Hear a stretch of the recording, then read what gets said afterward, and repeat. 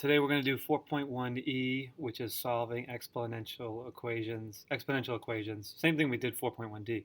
The only difference now is the variable that we're going to solve for is actually an exponent itself. So it's like the last type of solving exponential equations. And then you're done with solving exponential equations. So there's no classwork with this stuff. Just make sure you take your own notes and just put your headphones in and we'll go.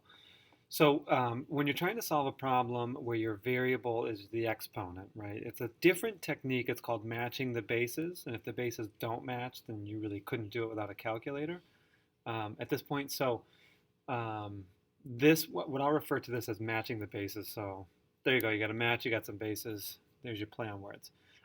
Very, very short notes today. We're just going to kind of look at a table, and then you can just kind of follow the notes along with that.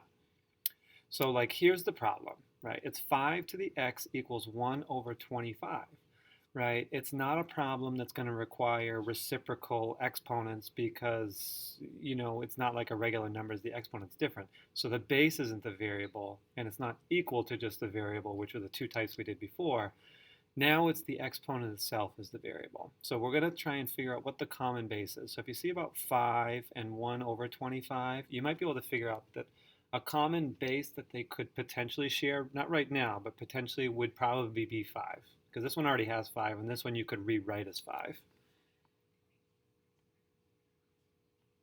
So a common base is 5. Now, if you wanted to match the bases, right, and that's what we want to do. We basically want to make it so it's 5 to the something equals 5 to the something. This one's already done, right? The left side is 5 to the x, so we don't need to change that at all. The right side is 1 over 25, which is the same thing as 1 over 5 squared. But if you just see it right away, it's the same thing as 5 to the negative 2. Right? And that's it. That's matching the bases. So basically, if 5 to the x is going to equal 5 to the negative 2, then we can use this. We can basically cross out the 5's and then just set the exponents equal to each other, because in order for 5 to the x equal 5 to the negative 2, then these exponents would basically have to match because the bases are the same. And when you solve it, you would just get x equals negative 2. And that's it. And you can certainly check it. Plug it back in. 5 to the negative 2 is 1 over 25. Yeah, it is. Right. Now the next one, a common base that they could share.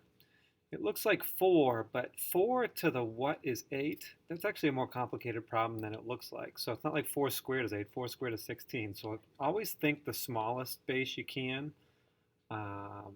For the most part, unless you know that 4 would work, but it doesn't really in this case. So I'm going to use a common base of 2, right?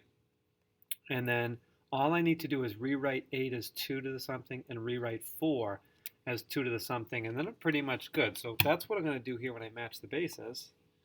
I'm going to say that 8 is the exact same thing as 2 to the third. Right? That's the exact same thing as 8. So instead of saying 8 to the x, I'm going to say 2 to the third, since that is 8, to the x. And that is the exact same thing as the left side of this equation.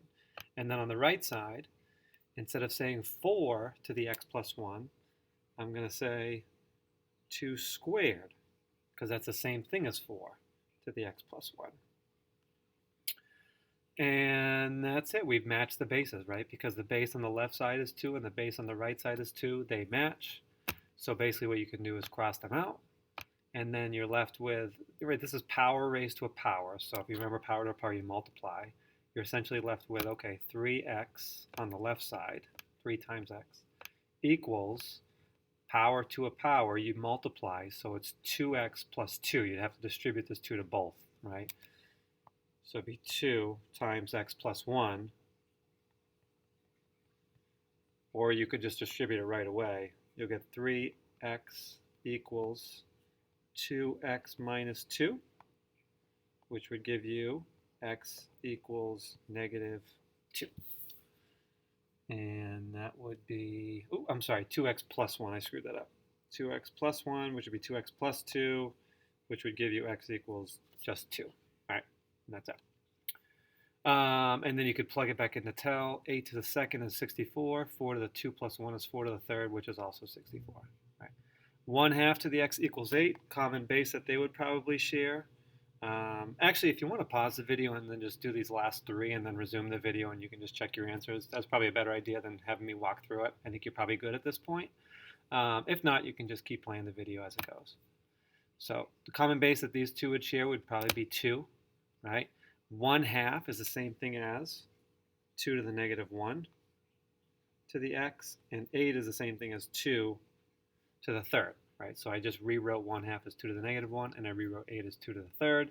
The bases match, so I'm going to cross them out, and I get negative 1x equals 3. So multiply both sides by negative 1, you get x equals negative 3. This one here, 27 and 1 over 81, if you're thinking the common base here, well, I can rewrite 27 as 3 to the third, and I can rewrite 81. 1 over 81 is 3 to the fourth, right? 1 over 3 to the fourth, which is 3 to the negative fourth. So 3 is your common base here. And I'm going to do just what I said. So it's 3 to the third to the x, same thing as 27 to the x, equals 1 over 3 to the fourth is 81. So 1 over 3 to the fourth is the same thing as 3 to the negative fourth. And the bases match. So I get 3x equals negative 4. And divide by 3, I get negative 4 thirds. And last but not least, 1 over 16 as a base and 64 as a base. 2 works, right? 2, they both have 2 in common. I could rewrite 16. 1 over 16 is 2 to the negative 4. And 2 to the 6, but 4 actually does work here. It's bigger, so I know I just said back here use the biggest one.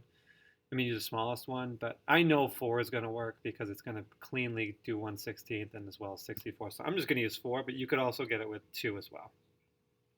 So I'm going to use 4. 1/16 is 4 to the negative 2. And then x minus 3. And 64 is 4 to the third.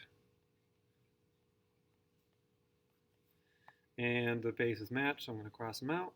I got to distribute that negative 2 right here, so it's going to give me negative 2x plus 6. Right, negative 2x plus 6, and then equals 3x. So I'm going to add 2x, and I get 6 equals 5x. Divide by 5, and I get x is equal to 6/5. And that's it. You could check all of these. I know that looks like a rough check. It's actually not as bad as you'd think because it comes out to be perfect roots and stuff like that. But, you could certainly check them in case you're not sure. Not really so many extraneous here as in the last one, but still a good thing to watch out for. So that's it. Video's done. What you guys want to do is just start the homework, which is on Schoology. Just do it on white line paper and all that stuff. Do them all. They should go by pretty quick, though. Plus, you have a lot of class time. And then you can check the key for any answers. And any questions you have on the last night's homework, just bring them to class or anything like that. We'll do a review game tomorrow. And then we will do a quiz the following class.